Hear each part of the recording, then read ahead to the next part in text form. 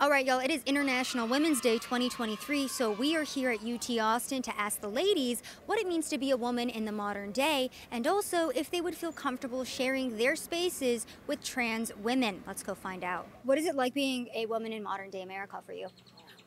There definitely is some like setbacks and challenges, especially like I'm queer, and so I have some like just problems with that, like in like a religious standpoint. There's still a lot of struggles that women have to like go through just for I guess, the way that they were born, I guess, especially if you take into account like trans femme people and like stuff like that. So I'm actually just working on a project right now. I'm an RTF major, and we actually just made a short film about women's experiences, like just existing in the world. It's called "You Should Smile More," and we actually did a whole bit about like how it is to just like exist around like kind of just the kind of entitlement of men and how they make people feel uncomfortable and just like in everyday situations and how that affects women in like their day-to-day lives. What are some of those? You always know a feminist by the color of their hair. That rainbow hair, Jaden Smith lookalike, was a perfect example and a perfect embodiment of a feminist in today's society. One question I do have is,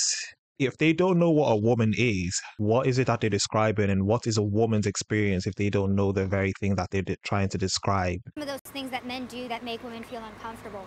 Well, for example, in the film, like the title of the film is "You Should Smile More." Just these like kind of offhanded, sort of like backhanded compliments almost, where it's like it's inherently threatening and telling them like, you know, like you're only valuable because you're pretty, and like they kind of the tone that they use in sort of situations. I actually identify as non-binary, but I have like still identify as a mostly feminine person. You're gender fluid. Talk to us about, I guess, the modern day version of what being a woman is.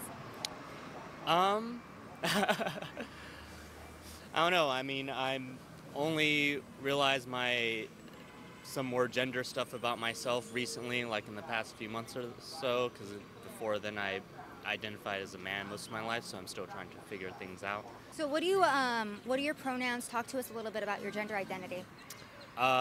Pronouns, I guess right now I'm kind of vague about, because I'm not out to like literally like everyone in existence, just kind of certain social spheres. But I guess like any at this point. Any gender? Yeah. So like they, them, she, her, it, he, him. Yeah. You go with anything? Yeah, go with anything. So gender and sexuality. The West is so privileged. These are the type of discussions that we're having. Someone has the audacity to say that he identifies as whatever gender he feels like based on how he feels. These are the type of discussions we're having in the West. That is how privileged we are. Do you think people who are in war-torn countries are having discussions on what gender are we? And I feel like a woman today, and actually, tomorrow I might feel like a man. Do you think that people are having these type of discussions? Sexuality is something that has been brought to the forefront a lot for Women's History Month, International Women's Day. Some women saying that trans women shouldn't be platformed because they're really biological men, especially for Women's History Month. What is your viewpoint on that in the modern day? I think trans women are women because biological gender is different, biological sex is different from gender. So however you choose to present yourself, you are a woman. If you don't even have to have like any sort of gender affirmation surgery. I think if anyone wants to be a woman, they can. I think just because a trans woman is a woman, and I do think we should platform that. They are women. It's interesting with like biological men going into like becoming a biological woman, and people have an issue with that because at the end of the day they're a woman, like you've become a woman, so now you are in that camp. So I could see why someone might have like issues like, oh, that's not a real woman, but I think that's kind of them not being able to accept the fact that that person has made that choice to become a woman. Do you guys view trans women and biological women the same? Yes and no. Yes and no. Yeah. Yeah, it's like yes. It's like a yes and no. That's a trick question. It shouldn't be a trick question. It shouldn't be a yes and no, because trans women are women, right? Why should we even call them trans women? They should just be women at the end of the day, right? Because they are women. And this is the confusion that's happening in the West, where people sometimes might be too afraid to say the truth on camera because of the fear of backlash. And it's absolutely disgusting that this is the type of society that we're creating, where we can't even accept basic fundamental biology. But it's like, that's a great question really for is a good conversation. Well, I mean, I think like the fact that like it's not just it's trans women and biological women kind of already inherently is saying they're different. You know what I'm saying? Yeah. So like if it's like do you view a woman as the same? Even if that question, the answer would be no, because all women are different. Like Rihanna and Beyonce different. Same way like Caitlyn Jenner and like Do you think Beyonce and Caitlyn Jenner are similar? Like, would you put them on? Yeah, they're both women. In the place of the arts, it's like there's really no room for judgment, because like we do like animal work, like we'll crawl on the ground like dogs or like squirrels, and then that like being a squirrel, you can like transition to like being like this like sort of crackhead where you have like this like tick, and it's like, I know, I'm getting there. Before we get back into the video, I need all of you to turn on your post notifications so that you get notified when one of my videos come out. Subscribe to the YouTube channel, like the video if you enjoyed the video, comment down below. I'll try and reply to as many comments as possible, and follow me on Instagram and Twitter at YinkaThatGuy. Let's get back into the video. I'm getting there, but it's like, you're laughing at that, but it's like we have no room to judge, because then like some of the best actors out there doing like Robin Williams and Mrs. Doubtfire. So would you say that a man transitioning to being a woman is the same as an actor pretending to be a squirrel? See, that's just a crazy ass question. You said you were getting there. What I'm getting at is like not the embarrassment, the judgment on Sad. other people of like, this is just, that's what I do. Now, you might not necessarily do squirrel work, but I'll do it because that furthers like my life and my career and everything. And if transitioning furthers somebody else's life in the way that they want to, then like that's just what they got to do. Do you view biological women and trans women the same way? Oh no. I mean, yes and no. I mean, I think they should be labeled the same, but I think people should acknowledge that trans women and cis women have different experiences. I mean, I think if that's what they identify as, then today is a day for them.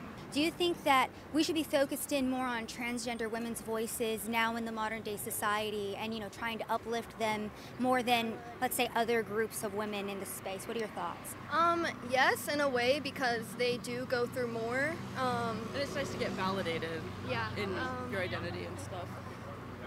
Trans women are, oppressed and stuff. I think they deserve, I don't know what I'm trying to say. Voice. They deserve to have Trans women are oppressed and stuff. the right to identify the way that they see themselves as. I think trans women of color should be uplifted the most, just because they have the most oppression facing them. And talk to me too a little bit about that. What are some of those oppressive things that they're facing? It could just be like small, everyday microaggressions, or even as far as someone going and assaulting them on the street. And it's all intersectionality, so they deal with just more than one thing. They're a trans woman, they might be a person of color, they might be part of the LGBTQ plus community. A lot of things overlap, and it's hard to, a lot of things affect them. It's not just one thing. I guess assigned female at birth person, you just generally have a lot more hardships just from like the way you were born. But I do think like trans femme people, it's kind of dangerous to be a trans femme person. It always has been. There's a lot of violence that trans femme people, trans women like specifically face. I hate the way that the United States and law and policy. I am gonna have to pause you right there. The amount of terms and words this Jaden Smith lookalike just used is beyond me. Trans femme person, a birthing person, but what the heck is going on in society? These people are supposedly college educated, and these are the things that they come out of their mouth. These are the things that they're learning and talking about. We are so focused on changing or just bothering the trans community. And I feel like that should be, it should obviously be a part of law in terms of giving them the freedom that they want. But other than that, I feel like that should not be a subject to talk about unless you are a part of the community or it has something to do with you, because you don't truly know how it feels to be trans. Unless you're supporting, then I feel like it should not be talked about. So I think one of the reasons why it is because, like, for women's sports, for example, right, we do have some people like Leah Thomas, who is a biological male, that went and swam with the women, obviously took first place. Leah Thomas, broader shoulders, was just bigger in general. So in terms of women's, sports, or even sometimes women's locker rooms, like, young girls are being exposed to trans women who still have male genitalia. So these are kind of little kids that are seeing that. I mean, what are your thoughts on that? That's a good question. When it comes to the locker room, I feel like if these people if the trans community, if they feel like they are the opposite sex, like a female or a male, then they should be able to go into the locker room or whatnot because they truly feel like they are female. So 9 times out of 10, I can't speak for everyone, but they're not trying to mess with the opposite sex if they feel like they are that sex. Like if they're How a do you female know going that? into a female locker How room, do you know their motive? then they're not going to want to mess with the females because they now are female. But Even if they still have a penis, though, like, do you think that, again, exposing a child to male genitalia just because that person feels female is a good thing for society? Well, I feel like you're not going to expose your genitalia in a locker room. I know for me, you just get changed and stuff. So in terms of like exposing yourself in a locker room, I feel like that is not an issue. But if people are afraid that the trans person is going to mess with the female in the locker room, that's why I'm saying I feel like it's not an issue either, because if they identify as female, then they're not going to try to mess with these females. Video was very interesting, and it just shows how far gone we have come as a society, being the West, me being in the UK and this being in America. Similar things are happening in both England and in America, and it's absolutely sad that this is what things have come to. These are the type of discussions we're having. We believe if a man feels like a woman, he's a woman, and he can go into women's locker rooms and change in front of young kids as well. And the sad thing is, this is going to affect women more than it'll affect men. You'll start seeing cases, and we're already seeing cases where men who claim they're women are going into female spaces and doing some heinous things, and they've documented things like this. But hey, they feel like that they'll never do anything wrong. They're just going there because they feel like a woman, as if there's not any evil people in this world who will use that to their advantage and say that they feel like a woman. Now I can go into women's spaces and do what I want to do there. But anyway, that was another video, another reaction. As I usually say, if you guys enjoyed the video, like the video as much as possible, comment down below, subscribe to the YouTube channel, and I'm out.